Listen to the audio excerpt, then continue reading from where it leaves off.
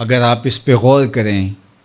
تو آداب معاشرت کا خلاصہ ہے یہ حدیث۔ آقا کریم نے ارشاد فرمایا اتنی دیر تک کوئی شخص کامل مومن نہیں ہو سکتا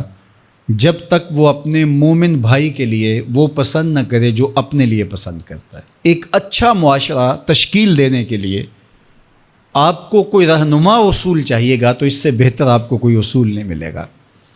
اپنے لیے بہرحال بندہ بہتر ہی چاہتا ہے، تو جب وہ اس مزاج میں ڈھل جائے کہ میں اپنے مومن بھائی کے لیے، اپنے معاشرے کے دوسرے افراد کے لیے بھی وہی چاہوں گا، تو پھر مجھے بتاؤ کہ معاشرے کے اندر پھیلتی ہوئی روحانی بیماریاں، حسد، حقد، بغض، کینہ، نفرت، ایک دوسرے کو نیچا دکھانا،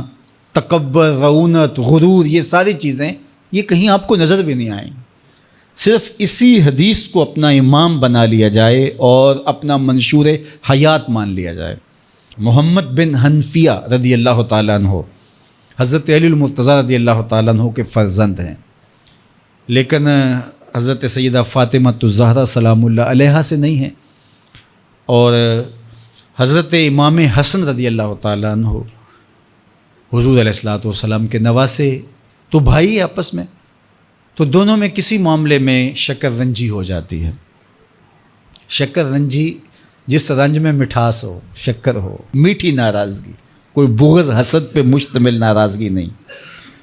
تو حضرت محمد بن حنفیہ ایک دن بیٹھے تو سوچا کہ وہ میرے عمر میں بھی بڑے بھائی ہیں، اور پھر دوسری بات یہ ہے کہ وہ رسول خدا کی بیٹی کے بیٹے ہیں، ان کا یہ اعزاز ہے، بہرحال مجھے تو یہ اعزاز نہیں ہے، پھر جوانان جنت کے سردار بھی ہیں، تو میں ان سے ناراض ہوں، وہ میرے سے ناراض ہیں، تو بات بھی کوئی اتنی خاص نہیں۔ تو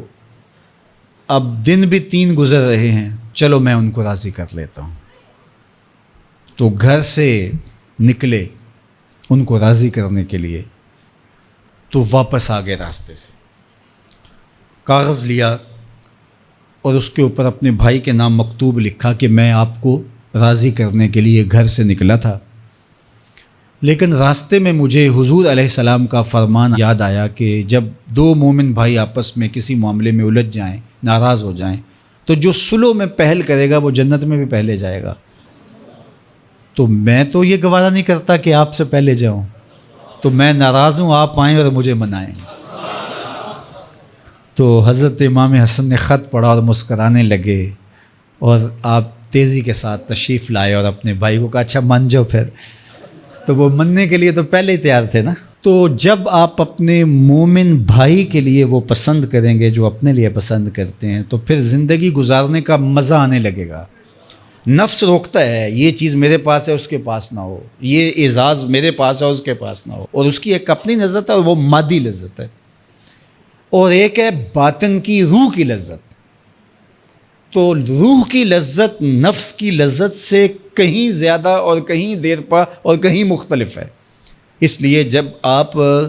قربانی دیتے ہیں، ایثار کرتے ہیں، یا کسی کو ترجیح دیتے ہیں، تو اس کی جو روحانی لذت ہے، آپ کو بھوک لگی ہوئی ہے، تو آپ کو ایک روٹی مل گئی ہے، تو آپ کو ایک ایسا شخص نظر آیا جو آپ سے بھی زیادہ بھوکا ہے، اور آپ کسی نمائش کے لیے نہیں، محض اللہ کے رضا کے لیے اس کو روٹی دے کر کے دیکھیں، خود بھوک کاٹ کے دیکھیں، وہ مرغن کھانوں میں سرور نہیں آئے گا جو اس بھوک میں لطف آپ کو آئے گا۔ تو حضور علیہ السلام کا یہ فرمان اپنے عمل کا حصہ بنا لیں، اور اپنے بھائیوں سے، جو خونی رشتے سے جڑے ہوئے بھائی ہیں، وہاں سے شروع ہو کر کے پورے معاشرے کے اندر اس کا عملی نفاذ کریں۔ آپ کو اتنا سرور آئے گا اور باطن میں اتنا نور آئے گا، اور اس قدر معاشرے میں خوبصورتی کی بنیاد پڑے گی۔ اور اگر ہم آج اس حدیث کو اپنے لیے خضر راہ بنا لیں تو یہ اس پہ عمل کرنا کوئی مشکل نہیں ہے۔ یہ آپ ابھی سے جب اٹھیں گے تو اپنے ساتھ والے کو ترجیح دے دیں گے کہ پہلے یہ گزر جائے، تو ابھی سے شروع ہو جائے گا یہ کام۔ تو یہ آپ گھر میں اپنے بچوں کے ساتھ، اپنی بیوی کے ساتھ، روزمرہ کی زندگی میں جہاں ملازمت کر رہے ہیں، کاروبار کر رہے ہیں، جن دوستوں کے ساتھ کھیل رہے ہیں حتیٰ کہ، تو یہ وہ چیز ہے کہ اس کا آغاز عمل سے پہلے سوچوں سے شروع ہو جاتا ہے کہ آپ کسی کے لیے اچھا سوچنا شروع کر دیں. جو اپنے لیے سوچتے ہیں وہ اپنے بھائی کے لیے بھی سوچیں. ہمارے بزرگ فرمایا کرتے تھے کہ کسی کے ساتھ دوستی کا ایک حق یہ بھی ہے کہ اس کی آخرت کے لیے سوچا جائے کہ یہ میرا دوست ہے تو دنیا میں میرے ساتھ ہے تو حشر میں بھی جنت میں میرے ساتھ ہو. تو اس کی ہدایت کے لیے اگر نماز نہیں پڑھتا تو اس کو نماز کی طرف لے کر آئیں.